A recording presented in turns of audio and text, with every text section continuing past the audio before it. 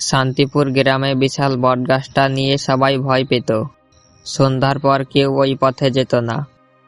এক রাতে দেরি হয়ে যাওয়ায় আমাকে ওই রাস্তা ধরতে হয়। চারপাশ নিস্তব্ধ। হঠাৎ দেখি বটগাছের নিচে সাদা কাপড় পরা এক বৃদ্ধ বসে আছে।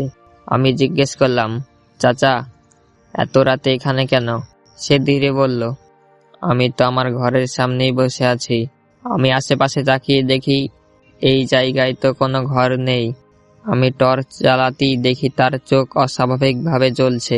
ঠিক তখনই কানে ফিসফিস শব্দ এলো, এখান থেকে যেতে পারবি না।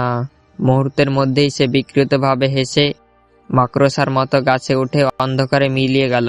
আমি আর এক মুহূর্ত দাঁড়ালাম না। চিৎকার করে বাড়ির দিকে দৌড় দিলাম। সেই রাতেই আমার প্রচন্ড জ্বর এলো। চোখ বন্ধ করলেই সেই জলজলে চোখ ভেসে উঠছিল। পরের দিন হুজুর পানি পড়া দিলে ধীরে ধীরে আমি সুস্থ হই। কিন্তু আজও বটগাছটার পাশ দিয়ে গেলে গা শিউরে ওঠে।